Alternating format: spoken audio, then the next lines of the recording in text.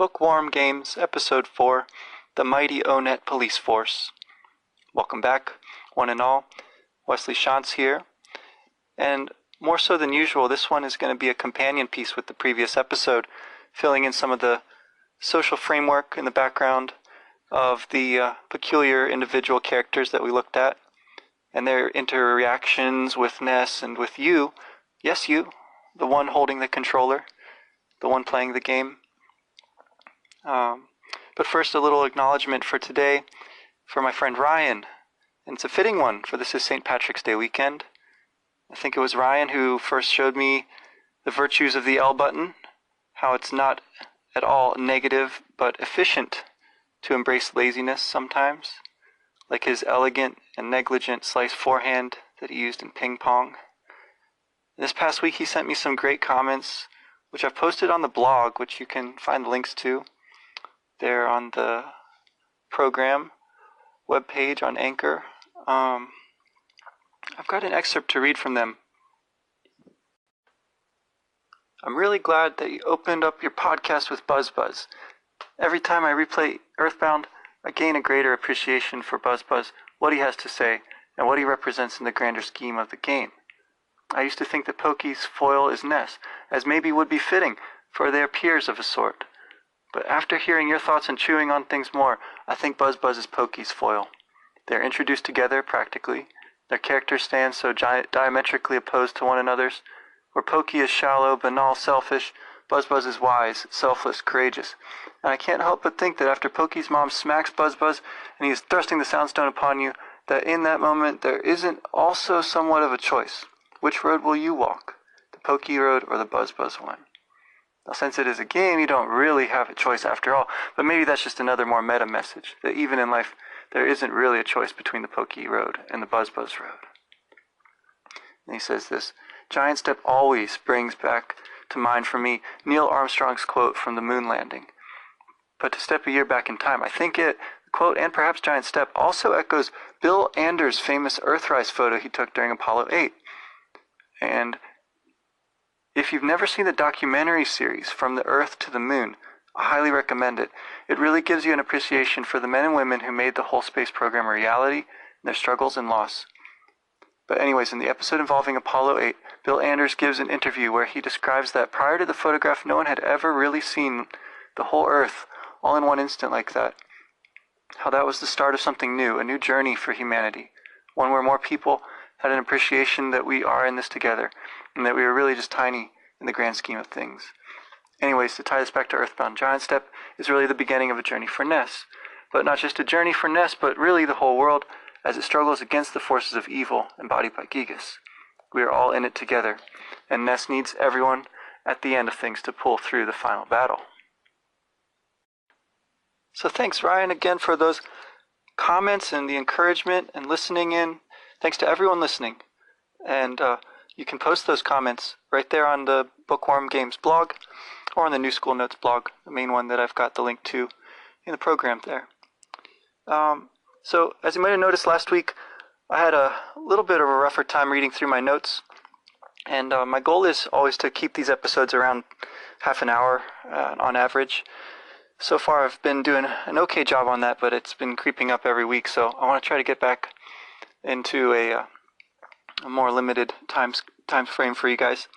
I did want to start here by talking about where this podcast is really going. And part of what I'm doing by writing the scripts out is to have material for what I hope will be a book someday. But also, I'm drawn to the idea of making these more conversational and not simply a monologue. And so that brings me back again to this model of Socratic dialogue that I've mentioned before. And that's a term that gets thrown around a lot, but I still think it's a really helpful one because it helps distinguish the kind of philosophical ideal, the community of learners pursuing truth, honestly, sincerely, perhaps, hopefully, in friendship and courage, distinguishing that from the competing ideal of the guru, right, the sage, the one with all the answers. And it's, again, primarily a distinction in how one stance towards the truth. Now, in some sense, Socrates would like nothing more than to find just such a person, right? That's what he's always seeking, is someone who can give him answers. But the point seems to be that he doesn't find such a person. He does not find a guru whose answers actually hold up to his questioning, wherein he follows up the implications of their own thoughts, and it unmasks anyone who had set themselves up as knowing everything. Instead, he's able to distinguish some of them anyhow as actually being sophists, right? Essentially salesmen of rhetorical skills, techniques, which have the ring of truth, perhaps, on a superficial way. But in looking closer, in uncovering some of their presuppositions, it's becomes clear to the reader, and perhaps to the person themselves, that they really don't know what it is they're talking about. And I think I arrived at some moments like that in my lecture last time, and that's not a bad thing, right? That shows me where I need to dig in a little bit more. And so to that end, I'm going to be having a good friend of mine on the show next week, I hope, to talk to me and get some of this, help me think through some more of what I'm doing here. So I'll say a bit more about that towards the end of the show here. Now, so in Earthbound, as in most role-playing games, you're able to find out what to do next in a couple of different ways.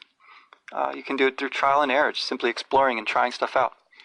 Or you can do it by talking to people and actually listening to what they say and piecing it all together. And if you get stuck, in Earthbound at least, you can go ask the hint man. Now, if the hint man is a sophist, he's at least an unassuming one. His little hint stand that he has set up seems to intentionally call back to mind Lucy's psychology stand in Peanuts. You'll find him set up behind it in each of the towns, and when you do find him, the location will be added to your town map, which you can access with the X button, near the top. The map, which automatically updates to show whichever town you're currently in, as you see when you do make it to Tucson. The map is another staple of RPGs that Earthbound thus puts its own flavor on, kind of like those condiment packets for sale in Berglund Park. And you're given the map in the library, the first building you come to on your way from Ness's house. Here you'll also find some helpful information about magic butterflies and our convenient society. And you'll find a funny old gentleman who wonders if the monster occupying Giant Step is stronger than his wife. And there's a man of few words who stands still, wearing a hockey mask. You'll just have to check back in with him later. The magic butterflies you'll soon find not only make you relax with a soothing lavender blink of the eyes, restoring some PP, but they might help you realize something you may find useful, which is the predictability of finding them again in a similar spot. And so they're sort of like a mini Your Sanctuary spot, an oasis of recovery tucked away here and there around the world. Now, having noticed this much, you may see an important corollary, namely that enemies, too, appear not entirely randomly, but according to certain patterns in certain places. And then, by walking away and back again to test this hypothesis, you may discover that they either multiply or are actually wiped away by that scrolling of the screen. And so the world around you, as you perceive it, and simply noticing this and beginning to utilize it to either avoid or stack up battles and butterflies, as will be most advantageous to you, this discovery is right up there with realizing the power of the L button, or of Psy Rockin', or whatever you named your favorite thing. In short, your perception shapes the reality, and the more adept your perception, there at the very edge of what you can see, the more that you can notice about the world around you, the more patterns you can see, and the more adept you'll be in moving through it. So, although there's a library in town, there's no school, not even a training room of the sort that you find in Final Fantasy games and other RPGs. Instead, the world itself is your classroom, and it teaches you what it behooves you to know. Now, author that I love, Terry Pratchett, in his Tiffany Aching books, makes a similar point, and I'm not sure how directly he's doing it in a gentle, satirizing way of the J.K. Rowling phenomenon, which has celebrated boarding school magic and Hogwarts. But anyhow, there is a boarding school in Far-Off Winters. Again, for your new friend who you've never met, his task is to leave it, And once out in the world, not to go back in, but to go meet up with you, the destined friends, whom he has never met in your hour of greatest need, when you are imprisoned and buried alive. But we'll get to say a little more about that in another month or two. Now, I just wanted to say a few things that I think are pretty straightforward about this topic of teaching and video games. There's a few things that came to mind as I was thinking about this. There's the way that games teach you to read, simply reading text quickly and assimilating it effectively. They also teach you new words, and so I'll just go ahead and get my little digression on a word out of the way right up front here. One word that you come across in this little section of Earthbound is when you're talking to Captain Strong in the police station, and he asks you, you sure you want to go to Tucson? And then there's the sound effect of a chortle that's written out, the word chortle, and then he says, follow me. So the word chortle actually comes from Lewis Carroll in his sequel to Alice in Wonderland, Through the Looking Glass, in the poem Jabberwocky, which you might have studied at school or at some point, or at least come across.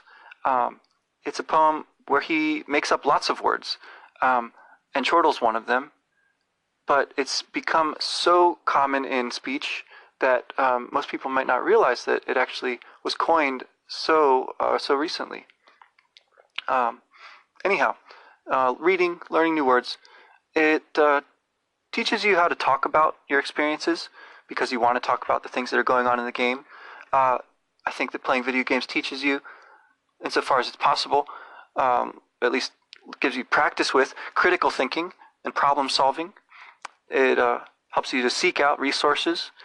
It helps you to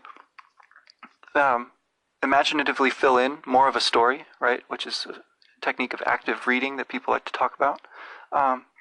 And really, when you have to go and buy items and compare statistics and things like that, then it teaches you a bit of math too. Now, in Clyde Mandelin's work that I've mentioned before, Legends of Localization, it also offers you a way into learning a new language, because if you play a game in a foreign language and you already know sort of what's going on in the game, then it gives you a better chance to see how the foreign language is used based on comparing it with what you already know from the game. So he actually offers you a little Japanese handbook and can help you to play through the game based on what you already know. And what more immersive second language experience could you have than that, aside from actually going and living in another country? Now, the interest in programming games of your own, of course, can also arise from this. And it seems to be something that can take you quite far, as it did for Toby Fox, the creator of Undertale, we mentioned last time. So, one other school that you do hear about, of course, is the preschool, and we'll talk about that shortly. But here, to move on into one other point about hints and maps. Now, of course, you can find out just about anything these days online in a matter of minutes. But back when these games came out, it was all word of mouth.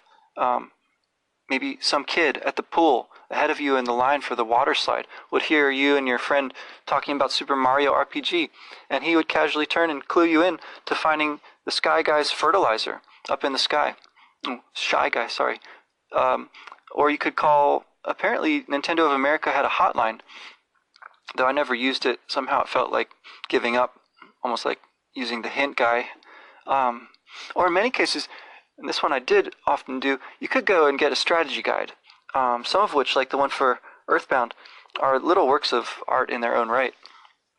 The Earthbound Player's Guide, taking a cue from that scrapbook that's at the end of the game, arranges information in the form of a travel guide, and it's got these little versions of the morning headlines, which you can hear about staying at the hotels in each town.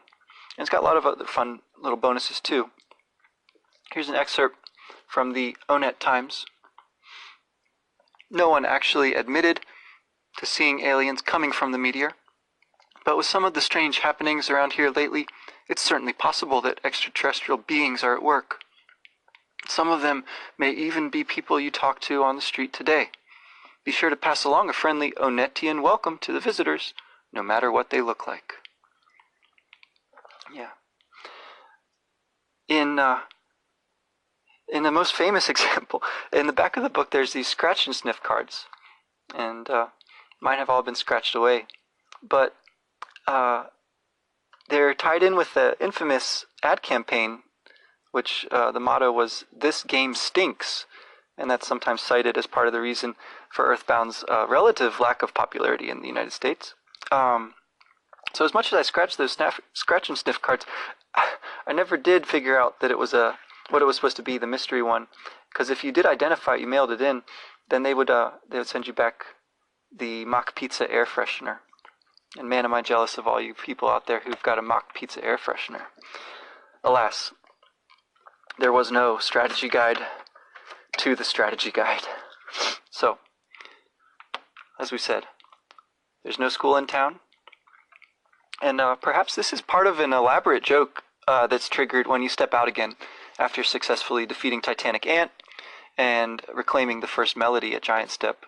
There's a cop waiting for you outside the cave. And he demands, "Hey you, the board says do not enter. Couldn't you read it?" It sounds like a rhetorical question, but you actually have to answer yes or no. And either way, your very presence on this side of the sign proves you've broken that most revered of Onett laws and trespassed beyond the limits of roadblocks and dared to explore terra incognita. Now, something that's pointed out on page 123 of Legends of Localization, the Earthbound edition, is something I would never have noticed otherwise, but it's really cool. So here's what it says. In both Mother 2, so the Japanese version, and Earthbound, the English translation, there's a sign outside a shack in Onett with "Don't Enter," all caps, written on it in English.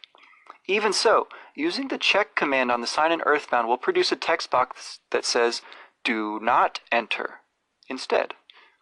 So, "Don't enter" is what the sign actually says. When you read it, it tells you "Do not enter." Okay. In Mother 2, players didn't get to enjoy this amusing inconsistency. It simply gives the Japanese equivalent of "Don't enter." So presumably with whatever contraction there is. So, goes on. At one point, a police officer yells at Ness for not being able to read the sign. In Mother 2, it makes little sense. It's possible the Japanese player couldn't read "Don't enter" in English and didn't think to check the sign beforehand. In Earthbound, though, English-speaking players have less of an excuse for not being able to read the sign. It's a nifty example of the audience itself changing the significance of a line of text. And then, in the picture, and there's a caption about it that caught my eye, it's noted that this is a rare treat to see a game mid-localization like this. These pre-release images are also great for playing Spot the Typos game. Okay, so games upon games here. What's pointed out in the thumbnail there is that something you can see in the player's guide. Let's see, which page are we on? On page 24 of the player's guide for Earthbound, it says, "Policemen on guard. After you defeat the Titanic Ant, the enemies that attacked you on your way in will flee from you as you work your way to the exit. Once you reach the exit, though, you'll be in big trouble. An officer will be waiting there for you, and he'll order you to go to the police station." And there you can see the text, very small, says, "Hey you, the board says do no enter. Couldn't you read it?" So, I love the levels there of thinking about what it means to be able to read, right? And to represent reading as a kind of civic duty, right? Kind of has a moral connotation there. And of course, hilariously, the cop himself, the translators themselves made a mistake there in coming down on Ness for not reading the sign. Another level of the irony here is that, of course, you probably do read all the signs. If you're like me, you walk around town and read all the signs, including the one about treating the flowers nice, which in order to read requires you to actually walk across some of the flowers, most likely. And then there's the one somewhere else in Onett with a girl standing in front of it, so you can't actually read the sign. But when you try to, she'll say to you, there's someone going around and reading all the billboards, and after each one he says, "Check-a-rooney." Right? More of the irony then, like we mentioned in the library, all that you get is the town map. They don't actually have any books, at least not yet, not that you can check out. So maybe, between the library and the lack of a school, you haven't actually learned to read, you Ness playing the game. And then we also hear about being, so on this point of sort of not doing as you're told, you've already been told by the mayor in the town hall that as much as he appreciates you dealing with Frank and the sharks, he will not be held responsible for you actually using the key to the traveling entertainer's shack. And in order to have him give it to you, you have to actually agree to this legalistic deception in order for him to hand it over. So this goes along with another character there in the town hall who, if you talk to him, he says something about being angry at his boss. He's steamed, and he might take him a few hours to sign this piece of paper in front of him. Right? So put that together with the policeman hauling you in when you've just defeated the sharks, right? Simply for breaking the one law that they seem to care about, which is their roadblocks. I think that between the corruption of town hall and the self-aggrandizing and righteousness of the police force, I saw a parallel to that film that was mentioned at the end of last episode. So Ikiru, Ikiru, it's the Japanese word for to live. All right, and it's a film by Akira Kurosawa, which in turn is based on the story by Tolstoy, Death of Ivan Ilych. And so there's a play on the two stories right there in the name. So one is called To Live, Ikiru, the other, The Death of Ivan Ilych. And so Ikiru is one of these great classic films that you'll find by chance if you go in and browse in that section of your local library. And at least that's how I found it. And I watched it a while ago. I was trusting to serendipity to find it again, to rewatch this past week to prepare for this little discussion, but someone else must have checked it out. I couldn't find it. Well, good for them. So anyway, briefly from my memory, filling it in with a few things that I read on a little summary on the Best American Poetry website by Louis Saul. The movie tells the story of a lifetime bureaucrat, Mr. Watanabe, who realizes that he is dying, and the movie's all about how he spends the time that remains.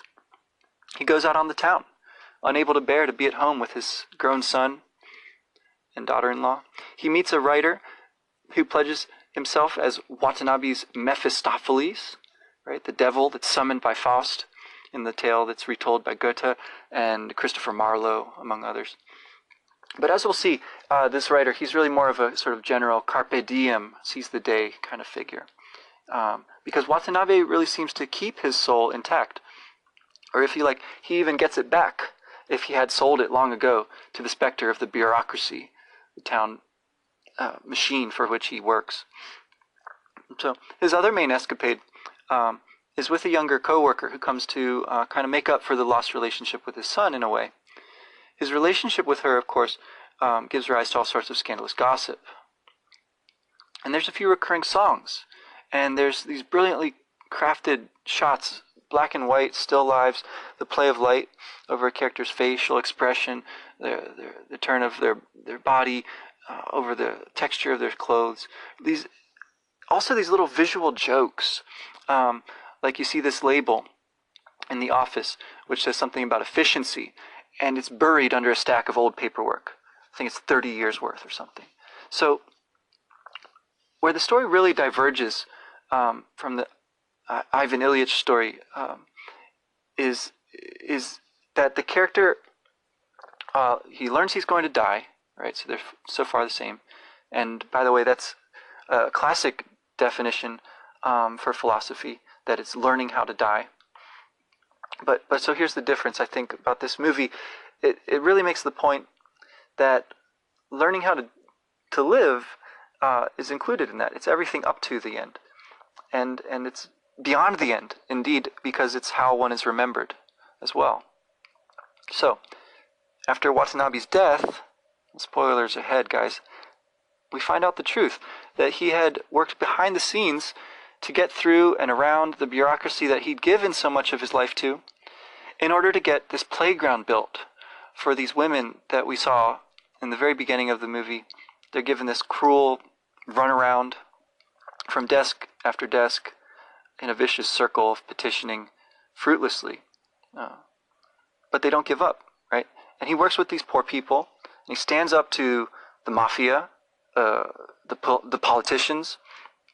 And so this classic film, black and white, a bit like Citizen Kane with the sled, Rosebud.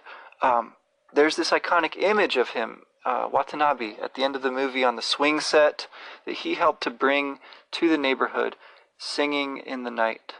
And it's this sort of, so I was thinking about this occurred to me, see what you think, a sort of reverse or flip side of nostalgia.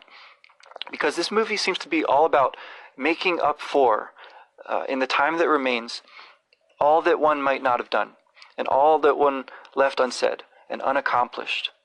It's this theme, again, of lost time, but it's recovered.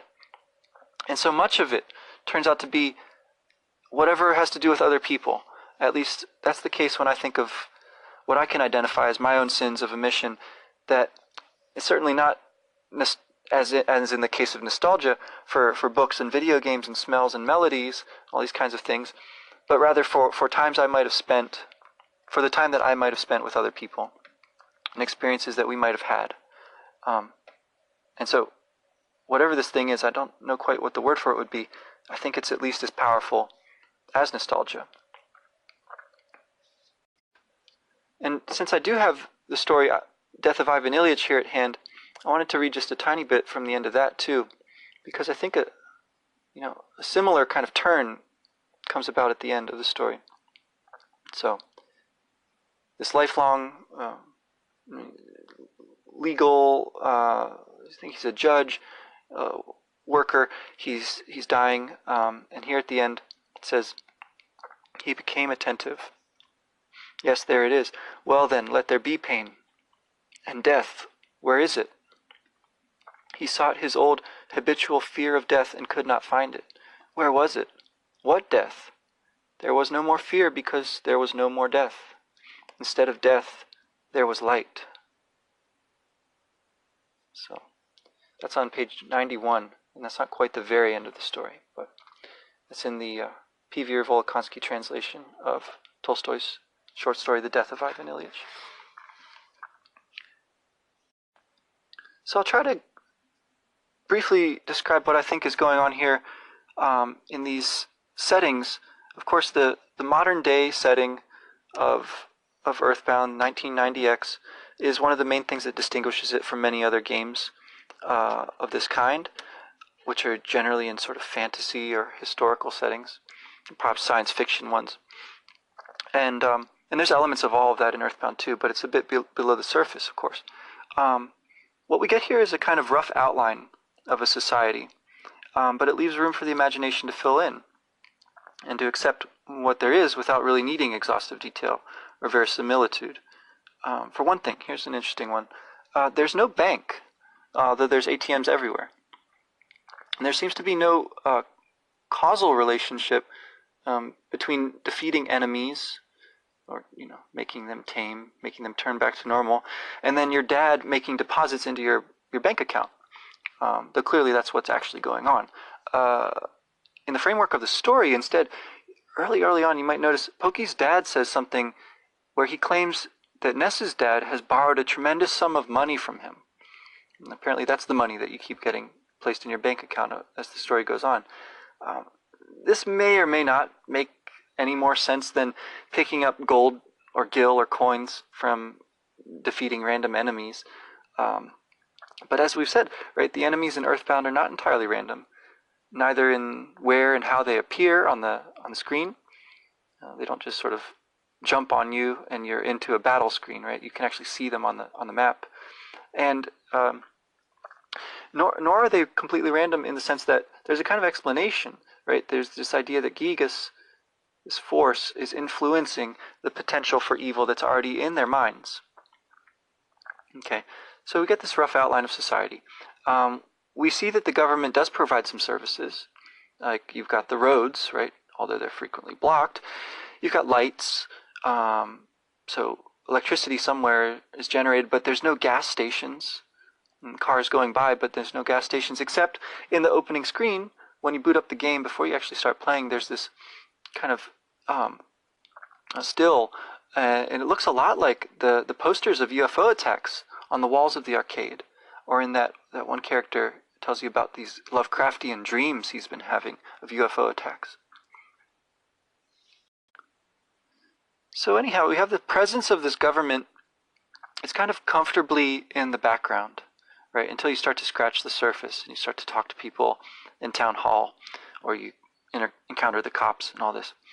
But up till that point, by its very absence, by being tacit, and by being that which goes without saying, you have practically a kind of definition there of privilege, right?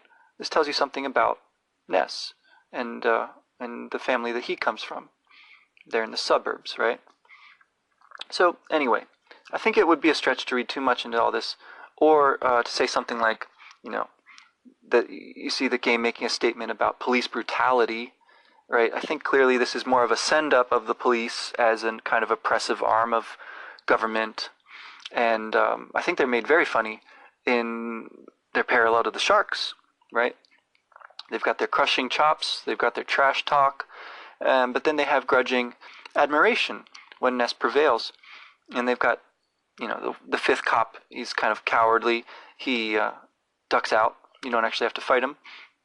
And instead he leaves his boss, Captain Strong, to try to deal with you. And Captain Strong, when you beat him, he claims that he has a special move that he's been holding back, right? He didn't use it. And of course, here's an important detail. None of them draw their guns, right? American cops would have guns. Instead, they're calling you into the station is not under any duress. You're never threatened. You're never thrown in jail. But if you were, you could have gotten a glimpse of a bathroom because you narrowly missed your chance in the upstairs of the hospital, I think it is. So anyhow, these cops, they've been testing you. They've been making sure that you're really ready to release into the wider world. It points out a kind of loss of perspective on their part, of course, right? They've brought you in, not the violent sharks and not the corrupt politicians, of course, because again, you've broken the law they care most about enforcing, and they take it as a kind of personal challenge and disrespect. So, just to, wrap up a little bit of our whirlwind tour of your hometown, it's interesting to notice how not everyone actually lets you into their houses, right? In most of these kinds of games, you walk freely in and out of houses. People don't seem to notice that that's strange in any way.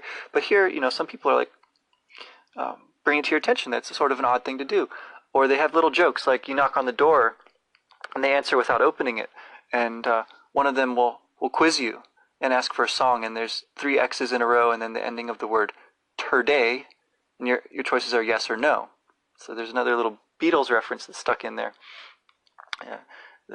Then there's a couple that seems to be canoodling or doing something kind of strange up in one of the apartment buildings. If you knock on the door, you overhear them kind of whispering to each other and laughing. But I don't want to get too much into all this stuff. I feel like sometimes it takes away from the game to just try to explain all these little jokes, of course. Sorry, just looking over my sort of disorganized notes again. I did want to mention, of course, that we hear about the Fresh Breeze movement and their motto, don't break the wind of change, right? That's one I got to throw in there in the long and storied tradition of fart jokes going way back. So, in the library, you have these people studying perfectly trivial topics. There's evidently no books. The only useful thing they can give you is the map, which you can only use once you back out in the world. And as was mentioned in the previous episode, once you've brought Frank and the sharks to their senses, there's nothing further for you to do in the arcade, except to muse on the strangeness of all the kids gathered in the dimness to play on their separate machines. One step up, at least, from those kids of our generation living in their parents' bed. Ooh, that was a close one. In their parents' basements, playing games online together, though they're apart, since, after all, the ones in the arcade are only kids. They have no other responsibilities, and at least they're out of the house and socializing to some extent. You know, maybe we have sort of nostalgia for the dawn of video games from just such arcade settings, and how far they've come, right? The games that tell stories and evoke something that's more than a simple kind of amusement or distraction, and evokes in the part of anyone watching people play kind of bemusement. Might think of another interesting film where you see scenes of what seem like kind of casino slot machines, but they're in these game halls, and you have Bill Murray and Scarlett Johansson traipsing through, past them, squeezing by, and Lost in Translation, which has got another variation on that theme of kind of recognizing the necessity of some kind of meaning for life in the face of suffering. It's captured on film, and film, of course, seems to be a medium that video games are perhaps the most similar to, though they partake of elements of drama and literature and music as well. It's things that we've talked about in the previous episodes. Then we talked a little bit about the senseless pettiness of the bureaucracy, the corruption of the mayor in town hall, its hypocrisy, and it's made us think about Ikiru, of what incredible potential there is when people gather to do work, and then that becomes wasted sometime when that organization of individuals into this association is treated simply as something to forget or ignore or take for granted, right? And of course it goes astray, unless, or as much as, maybe the citizens come to petition for a fresh breeze, the wind of change. Maybe the extreme of this we see in the confrontation with the police, where a sufficient sense of self-respect may have led to the conflict in the first place, but also then leads to its peaceful resolution in the end. You have that spark of hope in seeing someone better than you, but then having sufficient honor to acknowledge that, as we saw before with Frank. So, between Captain Strong and Frank, have this idea of frankness and strength, elements of masculinity, which I think would be a good idea to recover, rather than throwing them out with whatever's toxic. So, if you've slept lately in the game, you've already been having some intimations and hearing the voice of the female friend who will accompany you the rest of the way once you find her. So, as mentioned though, we'll first be taking a break next week from Earthbound proper. We'll leave Captain Strong to play it, though he's having a tough time. Instead, we'll have a little conversation with my good buddy Ben Kozlowski, a bona fide philosopher, professor, writer, and sometime programmer, and he's someone I look up to, except of course when he's riding in the wheelbarrow that I'm pushing in the direction of an oncoming jouster. That's right. We're coming up next week, the reunion of Don Quixote and Sancho. We ride again. So, it gives anyone playing through Earthbound with us a chance to catch up and make some headway towards Paula, and it gives me a chance to get some of my presuppositions re-examined in what I hope will be a very helpful way. Until then, take care.